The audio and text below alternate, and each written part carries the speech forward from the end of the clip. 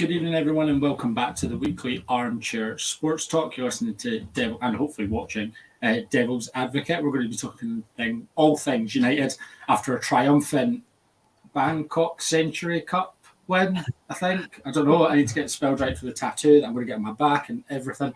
But I've got a great panel today to break down basically everything we saw in the game, the good, maybe what wasn't so good, and obviously try and keep our feet on the ground and not get too carried away. But still, 3 weeks to go to the end of the season, to the start of the season, or 4 weeks, sorry. So panel today, I've got Keane, I've got Rach, and I've got Waz. How are you guys all doing? All good. Glad to be here, and it's good to be on the other side of the fence tonight as a guest, not a host. Good voice. You're not hosting tonight. You're not hosting. No, that's good. So obviously, we want to talk about the game yesterday, Manchester United versus Liverpool. I think it's probably going to be the most positive I've been about a Man United performance, even though it was pre-season in a long time, because the last time I think it was positive about Man United. I don't think Rangnick was in charge. But I think there were a lot of positives. Rach, I'm going to come to you first of all. What did you take mainly from the game? From the 90 minutes yesterday. I don't know how much of it you watched. I know at one point you were looking for a link and stuff on Twitter, so I don't know how much you caught. But what were your overall feelings on the game? Yeah, I actually managed to catch most of it via various Twitter streams. I was just had it on while I was working. I liked the energy and desire, the pressing that we were doing, especially in the first half. It was really good. I'm just really excited to see how the players adapt to the new kind of way of managing and coaching, because it's completely different. He's very hands-on from what we've seen in, training videos and stuff like that already. He's very, very hands-on, which is great, which is, I think, what some of our players need. You shouldn't need hand-holding, but, some of our players, I think they do need, that direction and hand-holding that I think he can give them, because he's a top coach, he's elite, and I think he can take us back to at least getting back to a shadow of what we used to be, but we're getting there. I like what I saw. And, I'm not getting carried away because, I do get carried away. So you're keeping your feet on the ground. You don't think we're winning the quadruple this year? Is that what you're saying? I'm not going to say it. I'm going to put that out there. I'm going to put that on camera because you could be made to look a fool come May next year. I think I've learnt my lesson from last season that in February I said we were still winning the treble. So yeah, always the optimist. Waz, what about you? Were you very much the same? Were you quite happy with the intensity and the way that the game was played? Yes. Yesterday. Yeah, similar thoughts and sentiments as of Rachel. I thought the performance level was okay to good. I thought, as Ten Hag mentioned, there were mistakes, but that's expected because they've only trained for so long. I think we saw some good aspects where he's worked on it in training, and we saw it transition into the game. We saw subtle differences. We saw Delo play as like as an inverted fullback. We saw Sancho on the right, and the qualities and what he could do on that side in terms of how the dynamic of the front three changes when he's on the right. So I thought there was positives in that aspect. I still thought, in terms of the press, obviously it will take time to work on because that's just the nature of it. It's a carry out. And then with midfield, I thought we saw the same recurring issues, to be honest. I felt we couldn't hold the ball well enough and we couldn't transition it well enough. And I think there's only so much Ten Hag can do, but then it's quality. Sometimes you just got to invest in quality. There's only so much Pep Guardiola could have done, but then he had to invest in quality. That's the nature of the game. No, I agree, and we were sort of, for the majority of it anyway, the game, we were relying on Lindelof to almost break the lines with his passing rather than someone to come and collect it from midfield and do that. So I agree that there were still the same flaws showing, but like we say, it's very early in pre-season. It's the first time they would have played a game at any sort of intensity, I would have thought. And yeah, definitely are getting to know them, getting to know sort of how this team are going to play. Keane, was there anything you noticed in the game yesterday that you were particularly impressed with, whether it be a certain player or just, yes, like Waz mentioned, the press in? Was there anything in there that stood out to you as like, wow, that's a marked difference? Because we obviously had this with Rangnick in January when he came in, where we pressed for 45 minutes and everyone thought we were brilliant. And then we just didn't press again for the rest of the season. So do you think this will be another false dawn of pressing Man United, or do you think there might actually be some substance to this? I think there will be substance to this, but as was kind of said, like, you need kind of quality players to implement this system to its full effect. I think if you look at like the positional play up front, I really liked it between Rashford, Sancho, and Martial, how they interchange positions, and kind of, like Liverpool's back four couldn't contain them as much as they usually would, like, in terms of the positional play. I do echo the sentiment, Greg, that you said in terms of the players not collecting the ball from midfield. I think we kind of had that same problem where we were almost bypassing the midfield in the first half to get to the forwards. Varane was playing kind of that ball kind of in the channels for Martial to get onto. Lindelof Lindelof always plays that nice pass when he plays centre half. He kind of hits between the lines. But I think you'll see more of Ten Hag's blueprint when you see, like, hopefully Frankie de Jong come in, and he'll help us transition the ball from midfield from defence to midfield. I think you'll also see. I think if they've seen the likes of James Garner and stuff like that yesterday, you probably would have seen a more ball progressing midfield yesterday. I thought Fred at some points did actually progress it well when he dropped in, and he got the ball moving to either fullback. McTominay again, I think. Again, I don't know what it is. I don't think he could be a sitter. I actually think he's better probably further forward, where he can use his physicality and make kind of late runs into the box.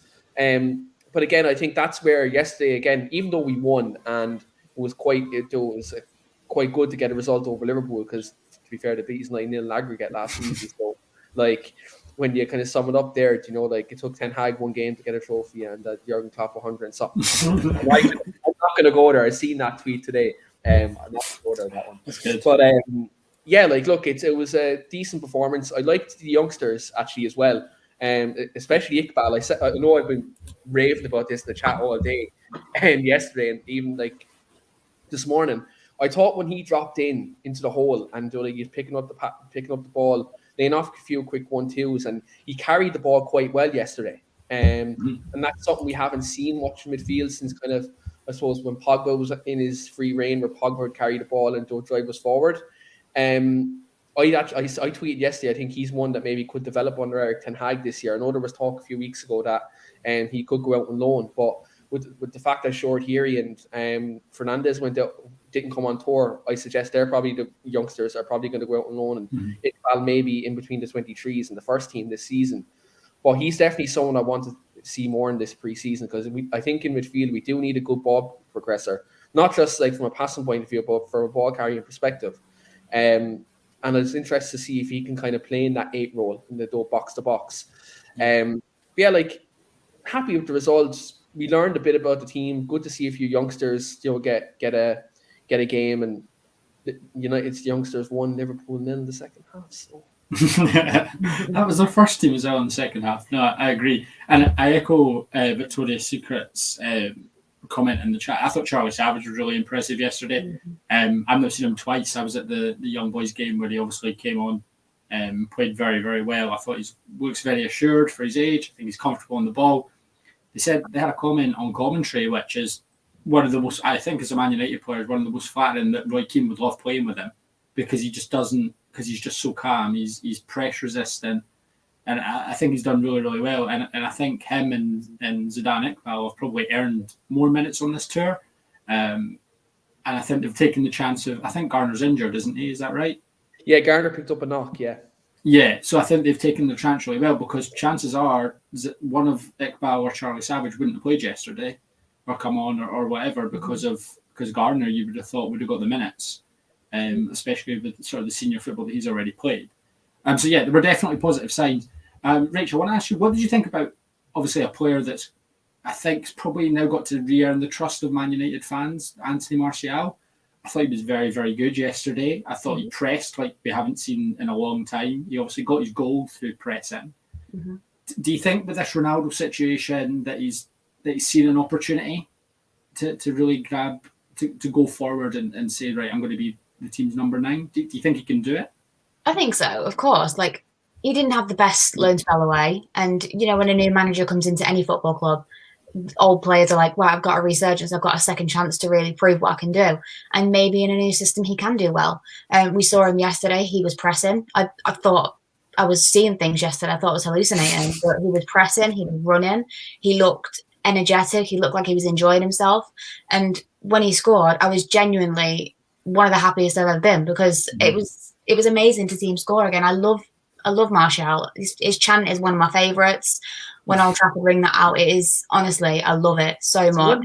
Post Fergie, Rach, is probably one of the best chances we have post Sir Alex. Yeah, I think so. But no, I love Tony, and it was a shame to see him kind of, regress the past few years. But maybe under a new manager, a new system, he can, bring it back. There's no doubt about it. He's a quality player. It's just, obviously, over the past few years, people have been questioning his desire and his, passion to actually play for United. But, I saw quite a lot yesterday that I was happy with. So if he can do it, then absolutely bring him back. Yeah, no, I somewhat agree. I do think a lot of the times where he's been forced out of the Man United squad is by his own doing. I do think a lot of the times when we've brought players in that he's decided that he doesn't really want to try and fight for it.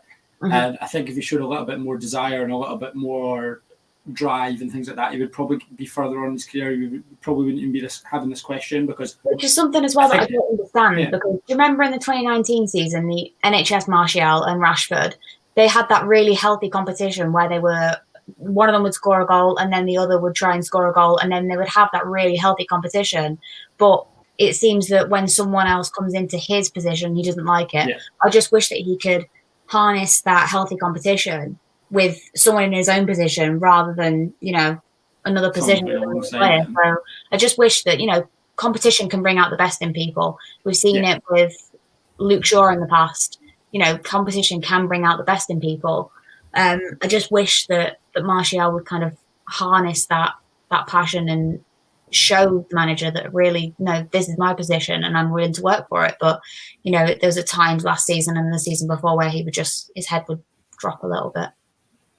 Yeah, and hopefully that's something that I would hope if Ten Hag's all about this. His man management's obviously very different, and it's very much his way or the highway. I would hope he's had a word with Martial to be like, that if you're going to stay here, there's going to be competition, like you're playing for Man United, but you've got to push on. Waz, do you think Martial could be a key factor for a Ten Hag type side, or do you think he's maybe not the quintessential sort of mould that Ten Hag would want in a number 9 going forward? Because we've obviously seen, even at Ajax, Haller was a slightly different mould of striker. He's obviously keen to work with Ronaldo, who is a very different mould of striker to Martial. So do you think he could slot in, or do you think Ten Hag would look for more of that bigger presence, maybe hold up the play a little bit more and a little bit more of a target man? Yeah, with Martial, I feel he's got the traits as in to fit into a Ten Hag system.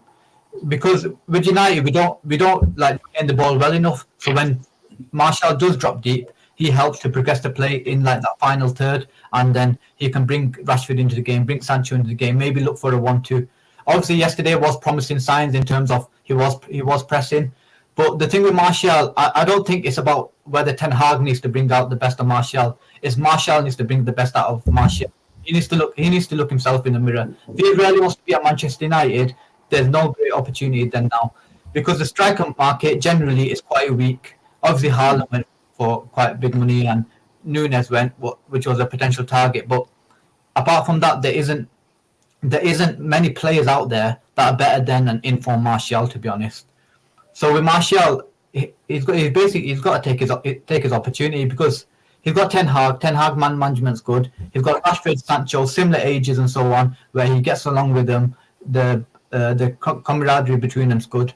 So I expect him to flourish. But with Ronaldo, we don't know whether he's in return or not. So that changed the dynamic a bit. But with Martial, he should take a chance, to be honest.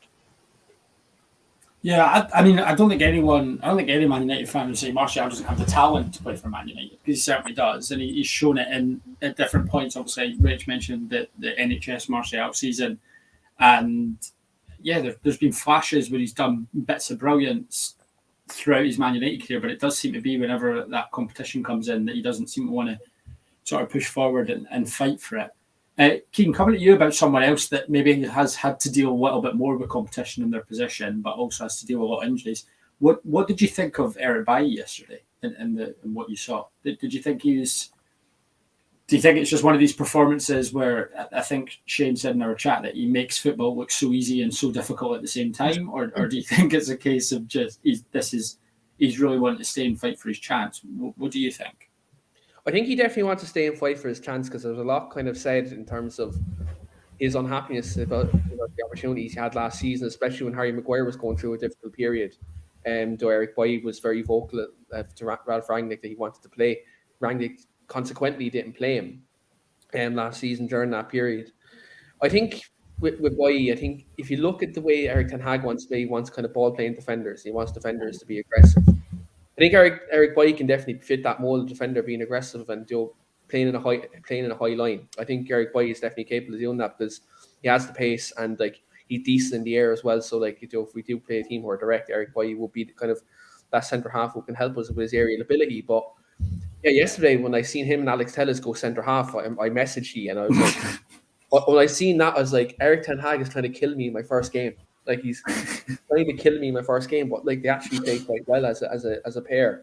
Yeah, it's strange because I don't want to get too hyped on Eric Bailly anymore because every time I see he gets a run of games, yes, this is the boy I love, the player do I know to be that top class centre half, and then he gets injured, and then he takes a while to come back, and when Harry Maguire came in, and right, fair enough, Maguire doesn't have the pace, right? We all know that's something that's quite evident.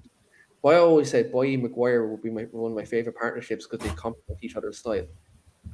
And I think in this system, Bailly could be very useful as a centre half with Ten Hag, but it's just about keeping himself fit. And if he can do that and keep himself motivated, then he's definitely a good option. If you look at next season, there's 5 substitutes next season, and we also are in the Europa League. So Bailly can definitely play plenty of football next season. Especially the fact, Phil Jones looks like he is going to be leaving. Tuanzebe effectively could be leaving as well. Will Fish looks like he's getting called up because Tuanzebe, I know he has a bit of a knock, but there is talk that United are looking to move him on. So I think Bailly can definitely get into the squad and definitely play a load of games this season, between 5 subs and obviously having Europa League. But it's just a case whether he can keep himself fit and then obviously challenge Lindelof, Maguire and Varane. Because I think if you look at the top 3 centre halves we have at the moment, they'll be the core group that we'll have that I think Ten Hag will favour. But if he can make a statement in pre-season and kind of play like he did, I know I'm going back a good while ago now, but when he first came in under Jose, he was quite solid. And if he can kind of get a run of games together in pre-season and prove that he can stay fit, then look, you never know. But at this moment in time, he still has a lot to do before he can be a first-choice centre half. Yeah, I agree. Fitness has to be the key one for Bailly. He's been able to put it together for a couple of games and then he goes missing and he doesn't play for 3 months. So it's definitely got to be something he can do. And like you mentioned, next season would have been 5 subs. You would think he's going to play a lot more football.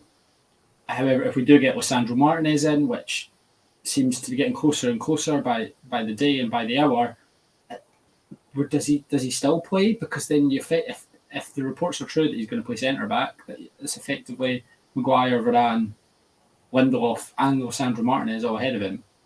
And whether there's 5 subs or not, you're not going to be making 2 centre back changes every game. So yeah, Waz, I can see you agreeing or disagreeing there. What would be your opinions if Martinez was to come in, which is looking more and more likely? Do you think he'd usurp Bailly in that role? Do you think Bailly would have to move on? I was shaking my head at Bailly in terms of his time is essentially up because he's been there for about 4 or 5 years, and it's the same cycle. I think he's been there since Mourinho was here, so on.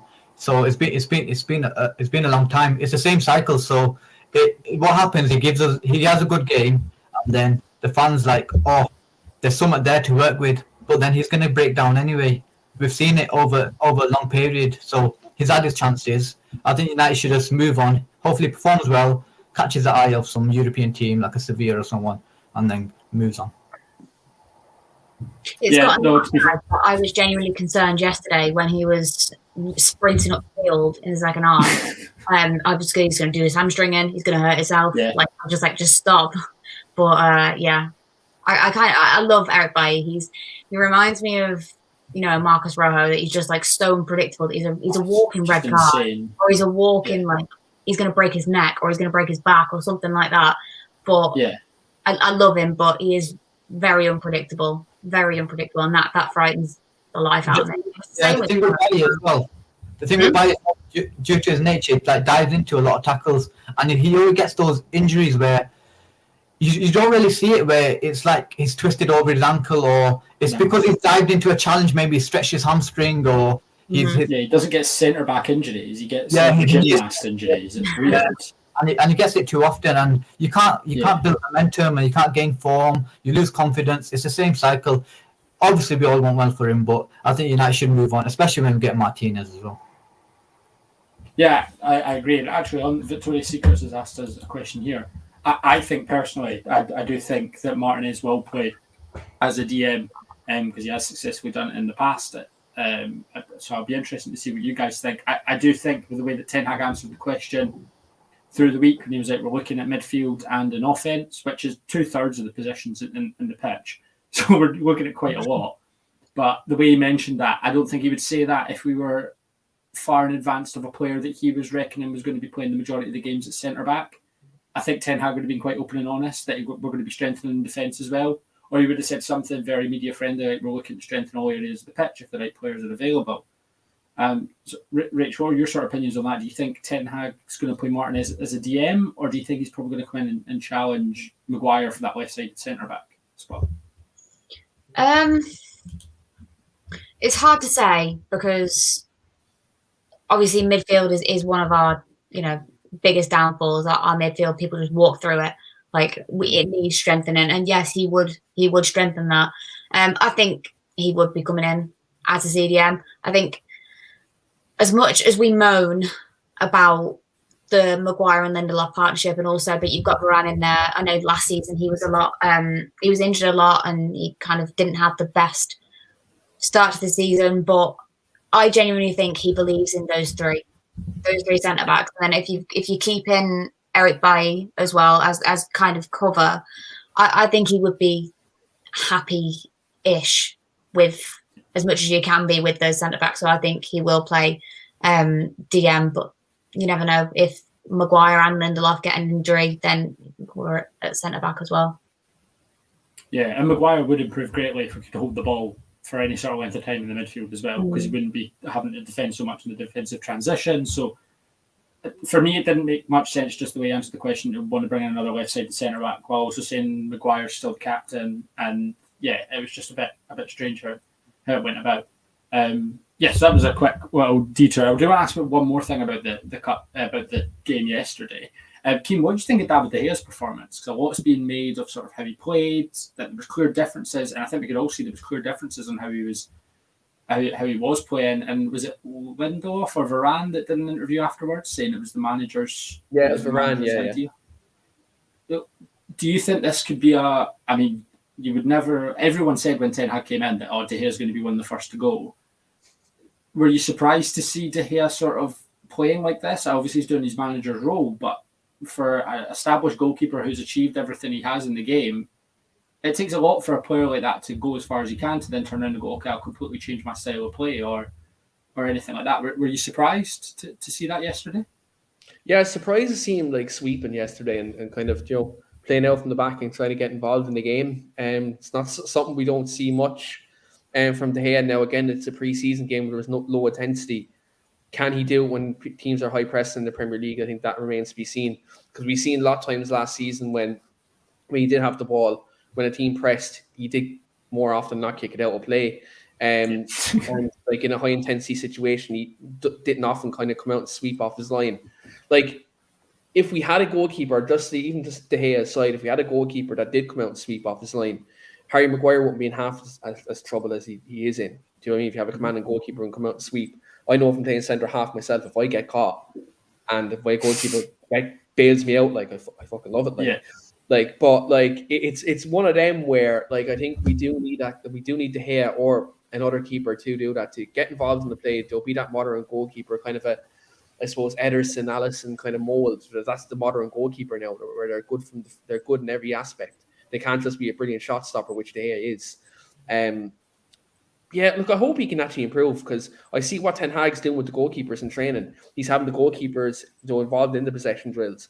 He has the goalkeepers doing the outfield stuff and in their style of play. So, like, he did that at Ajax with Onana, and I can't think of the other keeper's name. Someone might remind me in the comments. I know there's another keeper there with him. They're both very kind of good in the ball, and they both kind of done that at Ajax. So if Ten Hag can help him get his distribution better, and if he can be a bit more braver coming out off his line, whether it's for a corner or sweeping, then look, I'd be happy to keep him in goal then, because at the end of the day, like, if you look at shot stoppers in the Premier League, there's very little goalkeepers, I think, that hold a candle to David De Gea in that department of that aspect of goalkeeping.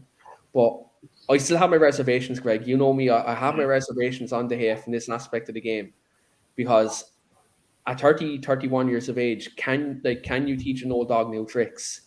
Like, that's the question. And if Ten Hag can, then that'd be absolutely brilliant, because again, like, to replace David De Gea, you're talking a good 60, 70 million to replace him.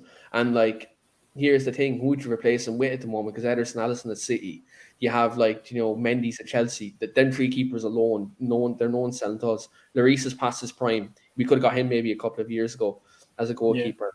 Does Old Black want to leave Atletico Madrid? So like, I think we may have to look at if we can improve David De Gea over these next 12 months, and then maybe can we see then, look, if he doesn't, then do we look at maybe younger keepers in the league who are coachable, like a Bazunu, who's just recently signed for Southampton, is a brilliant goalkeeper. Do we look at, we still got Henderson as well. Still Dean Henderson coming back, like, hopefully he can do bits in Nottingham Forest. I do believe he will. But yeah, like, even Reece mentioned Sanchez and Brighton, he's a brilliant goalkeeper as well. So yeah, look, let's see what happens in these next 12 months. I'm interested to see if he can develop. Because, like, again, shot stopping, like, second to none. Yeah, no, that's completely fair. Waz, a quick question for you. Do you think that the sort of De Gea staying this summer, because I don't think I'm overreacting to say, I think that was the first player that everyone said was going to be in trouble when Ten Hag came in. Everyone was just like, oh, it needs a goalkeeper that can play it from the back. Do you think Ten Hag's maybe seen it as, like, this could be damage control by sort of just keeping De Gea in just now, and there's more pressing areas of the pitch to actually deal with, and in 12 months' time we'll be having the same conversation that De Gea could be on his way out, or it could be Henderson, or looking to buy a keeper? Or do you think that Ten Hag's willing to sort of commit and go, well, if you're one of the best in the world at shot stopping, I can coach you to be able to at least be competent from the back? Yeah, many did question whether he'd be able to adapt to Ten Hag, as in his system, playing the high line. So obviously he's got to be a sweeper keeper. We saw in training, in the open play training, we could hear where it was attack v defense, and then when the ball was cleared out from a Lindelof or Varane, whoever was involved, you could hear Ten Hag say push up. And then when I was watching the game, I was trying to look at the defensive line to see how high it was, and we kept it around the halfway line, or about 5 yards in our own half. And then you can see Lindelof urging his players to push up. So you can tell that's come from the training ground. And then De Gea's got no choice, because United are dead, basically, if De Gea is not off his line. If we're pressing as a team, he's got to be at least outside of his box. And you defend as a team, you attack as a team. So we've got to be compact as a unit. So De Gea's got no choice but to adapt. But whether he adapts well enough, we'll see over the next season. Yeah, and I think Ten Hag definitely saw enough in the very limited training sessions and stuff that he maybe has, or maybe he's just gone by reputation to obviously loan out Henderson and keep De Gea. Because I, for one, thought he'd go the other way. I wasn't massively surprised to see teams interested in Henderson, because I thought he'd be an asset to sort of any club, and I think he'll do very well at Nottingham Forest. And Greg, do you think with the Henderson loan thing, do you think the fact United didn't put an option to buy in kind of suggests they want to look at De Gea for the 12 months? Yeah, that's sort of my feeling. When it was rumoured that it was an option to buy, I was like, oh, okay. Well, maybe they'll do that and we'll put a buyback clause in. You can sort of get out of jail free card if he's really good in 3 years' time. But the way that Man United were very adamant, I believe, on their side to not have a buy option, it seemed to be that they wanted to sort of maybe keep him at arm's length, like, okay, go and play 40 games in a season, and so let's see how good you are. Let's see you play against these top sides, because he's going to be a lot busier than he will as bad as Man United are defensively, I would hope that he's going to be a lot busier than De Gea will be this season. Although if they have a season like last season, then maybe not. But yeah, I think when it was first agreed for it just being a 12-month loan, I was like, So I think it may be a case of in 12 months' time that they're looking that, okay, now we can look at maybe more key areas. So that's when you might go and get another centre-back, looking to phase out someone like Maguire. You might go and get, but I think that's when you'll spend big on a centre-forward. Will be next summer, it won't be this summer. And then that's when you might look at a goalkeeper as well. So yeah, I think probably next season we'll see. I hope not the end of the year, and I would love it if he was just. I'm not expecting him to be Alisson and be or Ederson and be that good off his line and be able to distribute like Neuer and things like that. I'm not expecting that, but just competent because I really like De Gea. I really want him to do well. I like to prove a lot of people wrong because I think he has done. The way he came back after sort of being dropped at the end of not last season, the season before, I think he did really well with that. So I'd just like to see him continue with it. Yeah. So one player that wasn't obviously part of the Man United squad travelling to Bangkok, he's not going to Australia as well. But as far as I'm aware, he's not planning to join up with the team is Cristiano Ronaldo. Now he's missing for personal reasons. None of us know how much of that is true. Apparently there is something to that, so we've sort of just got to take that at face value. Do we think that two things, just very quickly, yes. Do we think Ronaldo stays? Do you think Ronaldo's still a player come 1st of September? Yeah, I think it stays. Yeah. You do? I think the fact that the lack of top sides that will want a 37-year-old striker will factor into this. I thought Bayern Munich might have been a possibility, but the fact that Lewandowski's dragging on there and the fact that they've just bought Mane and throwing him on massive wages suggests to me that like Ronaldo is going to stay. Now, not unless like Ronaldo takes the high road here and takes a massive wage cut and goes back to Sporting. I don't see how he leaves United this summer really. And again, like look, if he can come back and he can be motivated and he can, want to play for Man United, then happy days. But the way he's kind of gone about it for me is, I know, like, look, the ambition part I get that part. I absolutely do. You want to be winning trophies, and look, we all do. Man United should be competing for every trophy. But yet, like, at the end of the day, you knew United weren't in the Champions League back in probably end of March, early April. You knew that was the case. So like, if you wanted to leave, you could have sorted something out then. But yeah, but I think he waited till the summer, and then he's seeing whoever's on Twitter going to Rich and Arnold's gaff or pub, whatever, and he's thinking state of this club. And then he's looking at the transfer market. Fans themselves have been annoyed. So someone of Ronaldo's ambition, every right's going to be annoyed. And he's looking at Martinez. He's looking at Malacia. He's thinking, City are there, Liverpool are there.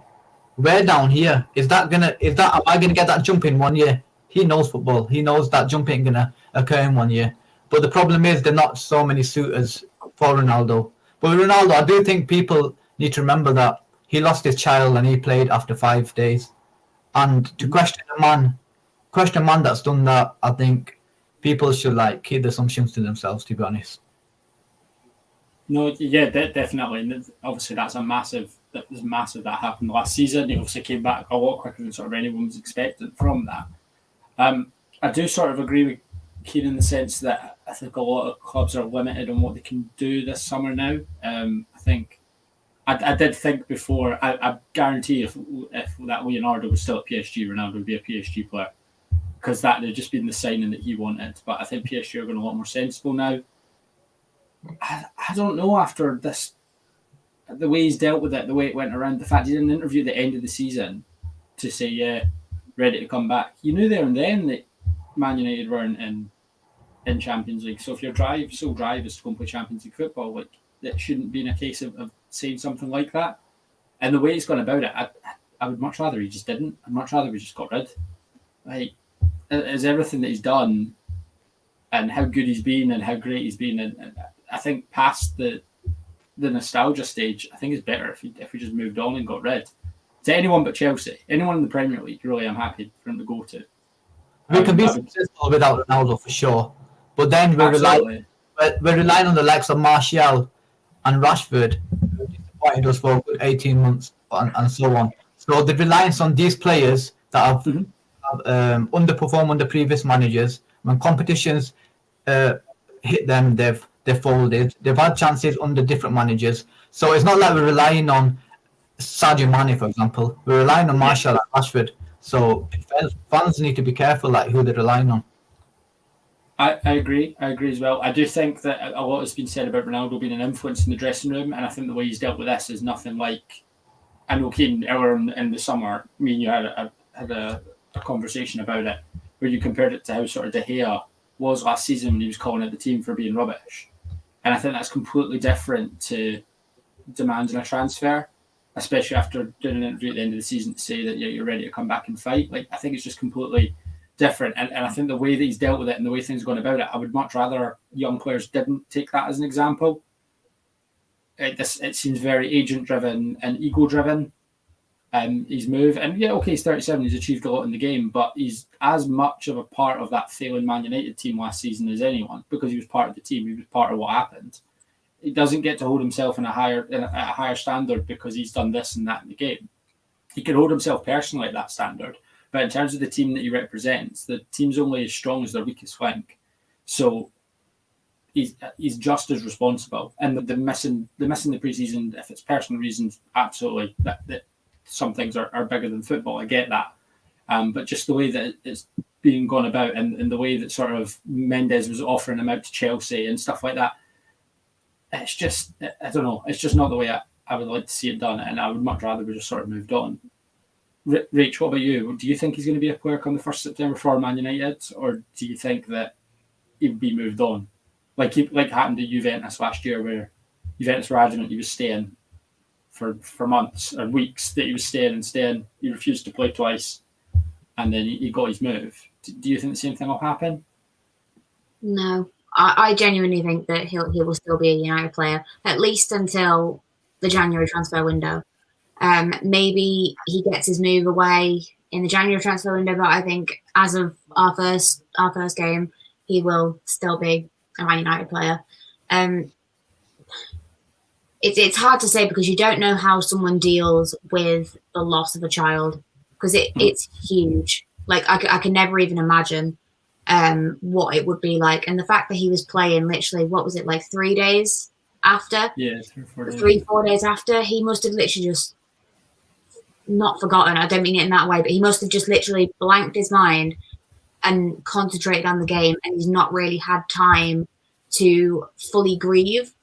And maybe the slowdown after the end of the season, he's had a little bit of time to reflect. He's been away with his family and everything. Things have just maybe gotten on top of him. Like, I'm just trying to see the rational side and the other side of what might be going on, especially in his head, because yes, he's a billionaire, quadrillionaire, whatever he is, but mentality monster. He's still human. He's still human. He's still got the same brain that I have. He's still got the same brains that everyone has. So I don't know. I think he will still be a United player this season. I think he has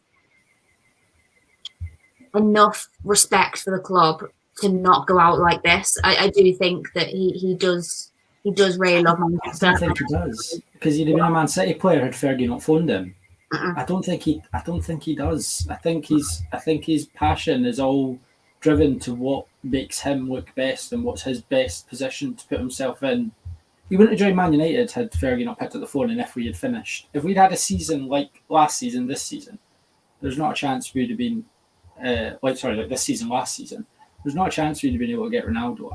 I get that it was a great feeling and everyone was so happy to see him come back and everything like that, but at the end of the day, I don't think his respect from the club goes beyond that, how appreciative he is that he got to start. I think his competitive side and the way that his brain's wired, he wouldn't care. If Chelsea had turned around and gone, yeah, okay, we'll offer you this and you can come play for us and you're playing Champions, he'd have gone. He wouldn't be here.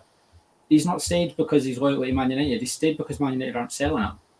It was the same with Juve last year. He didn't stay out of his loyalty to Juventus and things like that. And he didn't say that he didn't say he wasn't going to sign for Man City because he's love for Man United. He was 24 hours away from signing for our City rivals.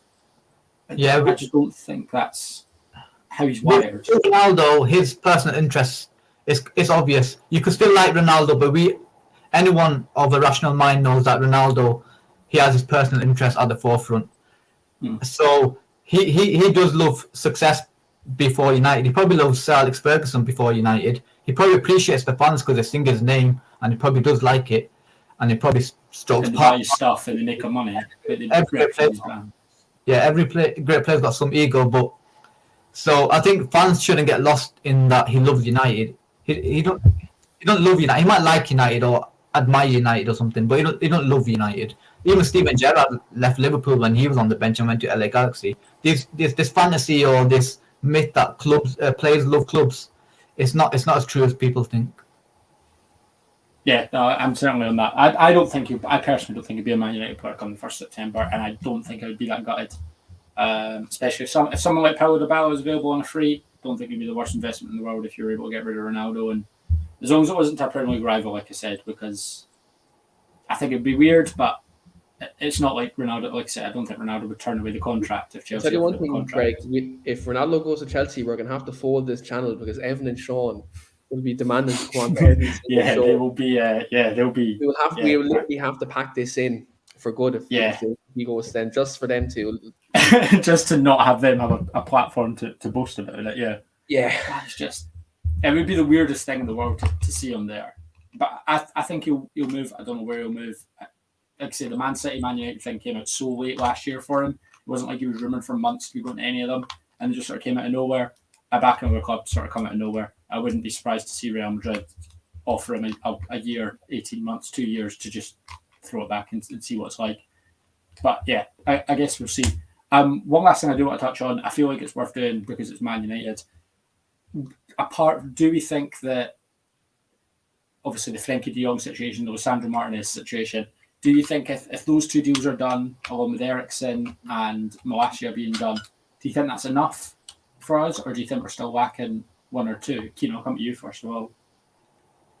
We are still lacking one or two. I think a striker for me, definitely. I think that's the one for me. Because my worry is if Ronaldo, let's say, does go, right, let's say, you're relying on Martial and as Rasher, as Raz did point out, but let's say they're either out of form that you're relying on a young Charlie McNeil to come up. You really are. And brilliant. He's going to be one for the future. He's going to be a brilliant striker. But Alanga as well. Alanga as well, yeah. Oh yeah, I generally forgot about that. Can't forget about Rach's Swedish prince. But yeah, like I think up front definitely we need someone. I think Dybala would be a brilliant signing. I think him and Bruno could be a sensational partnership. I really do. Yeah. Dybala dropped in, Bruno making runs. Oh, stop! I'm getting excited now. 21 and all that, but competition for two of the worst tattoos on a single football team in the world as well. Because Dybala's arm tattoos with a black band, and then Bruno's one with the 8 is arguably worse. Yeah. But I do think Dybala would be great. I think he'd be brilliant, and I think we could offer him stupid money that no one else could offer him, and it would just be a laugh because it's free. It doesn't matter; it's a free hit. Like, wages are nothing to United. They're going to pay a lot of wages anyway. Yeah, definitely. I think he'd be a great signing. But also as well, I think right back as well, because I think Laird is probably going to go out on loan, and his injury problems are definitely, are definitely still there. I know he doesn't really fancy Wan-Bissaka, and you can't really rely on Dalot all season. So like, I know Kyle Walker-Peters is trying around. His name is trying around. He's decent, but maybe someone a bit above that level to come in and challenge Dalot.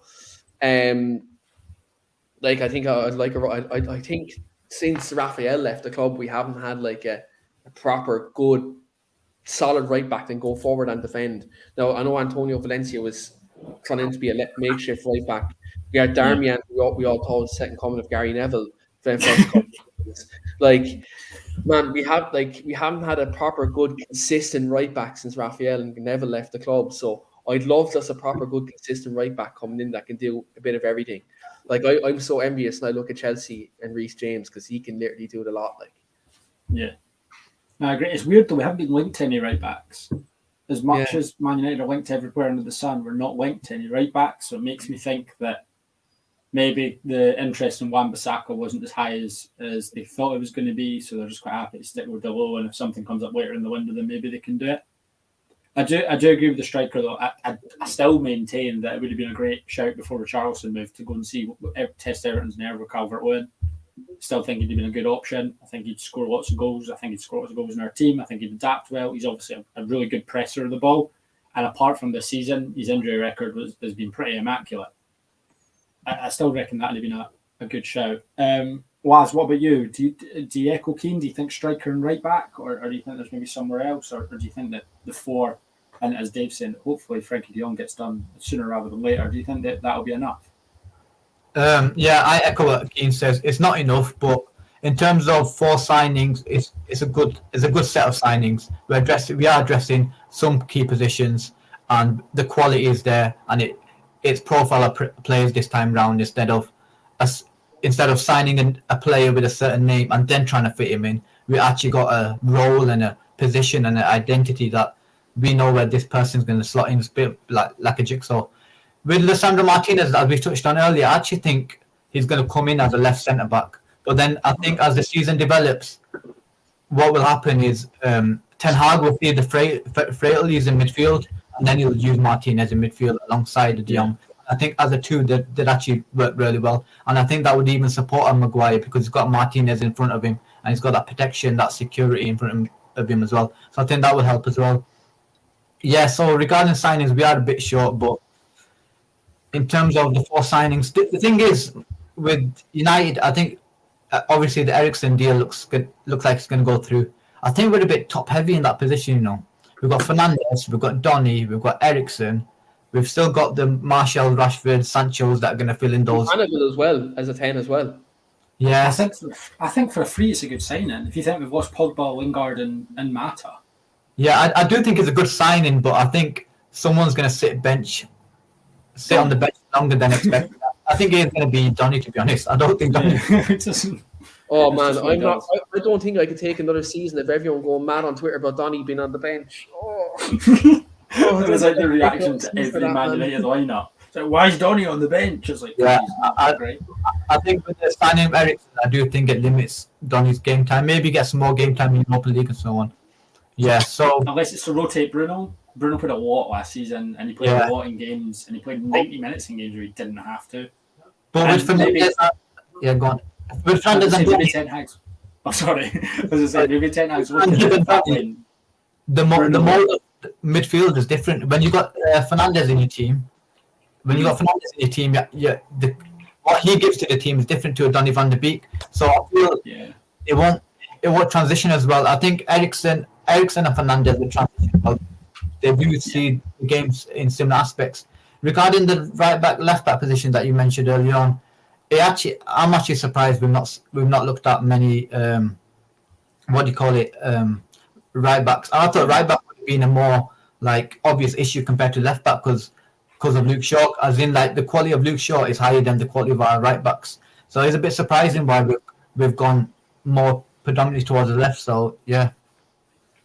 I did feel the Malacia deal that was sort of done because Ten Hag really wanted him, and then Leon jumped in, so it was just sort of like pushed across the line. But I'd take those signings and signings like Eriksen over signings like Pogba any day in life in terms of like clearly the manager wants them for a reason. Yeah. He wouldn't be pushing so hard for Christian Eriksen if he didn't think he was going to actually contribute. And what was said about Bruno, maybe Ten Hag's noticed that come like the 70th minute in a game, Bruno gets so wasteful that it might be a good idea to just be like, hook him, get him off. Clearly tired. If he's getting leggy and stuff like that, then it might be maybe someone like Eriksen or Donny to just provide that little bit of competition for him as well. To be like, come the 70th minute, you can't just play hero ball. You can't just kick it long and from every angle because you will cause issues for the team. Rach, what about yourself? And I'm also going to ask you: do you think Frankie will be done? Do you think we'll get him? At this point, I don't even know. So bored with the whole saga. It wouldn't be a United transfer window without a saga. I think Wesley Sneijder still coming as well, isn't he? Like, yeah, Nico Gaitan next week. I don't know whether he's going to sign or not. You've got one person saying one thing, like the Barcelona director saying one thing, then you've got journalists saying another. Then I just don't know what to believe anymore. I just can't be arsed with it. I genuinely Like, Wake up in September the 1st. Yeah, he's obviously an upgrade on what we've got, and he would be a massive addition to the squad. There's no doubt about it that I want him, but whether he actually comes or not, I have absolutely no idea. And it's just doing my head in. I just don't think I can take another season of Twitter. I genuinely, I can't be asked. Genuinely. Yeah. Yeah. I don't know if I agree with that comment from Reese, because I think we have an agreement. I think everything's sorted in terms of the agreement. I just think if Barcelona paid his wages and paid what he was owed, I think he'd move. As much as he can say publicly, I want to stay at Barcelona, he's not going to stay if feels that he's been forced out of a club and then the club are arresting wages from him. And it's not like he's moving to Man United and he's going to get a pay rise. He's on like he's on nearly 450k a week at Man United. You won't get at Barcelona. You won't be getting that at Man United. So to me, the whole thing of being like, oh, I want to stay at Barcelona, it gives him leverage. It makes him be like, oh, well, you're going to have to pay me somehow. You're either going to have to pay me every week. He wants to leave, Greg. If he says he wants to leave, it's in Barcelona's hands then, Like, yeah, exactly. Those wages aren't due. Or they are due, but they're much easier to sort of get round, and you can do it in different ways. But if he's like, no, I'll ruin your transfer plans. You won't be able to get Lewandowski and Rafinha unless you pay me. And then you can go on, and then you'll give him a transfer fee. I think that's exactly what's been done. I take absolutely no notice of what Jean Laporta says. He's an idiot. He's an absolute idiot. He was the one last season or 2 seasons ago that Messi will never leave Barcelona, and he left a week later. And he's just so strange. Like he basically financed the future of the club to win a transfer window. So I wouldn't trust him in anything. I do think we will get Frankie.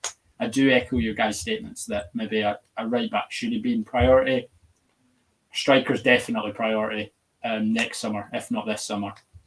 But we'll see. I think maybe if Ronaldo moves on, it frees up a bit of money and we go and get a striker. But I don't know. I'm unsure.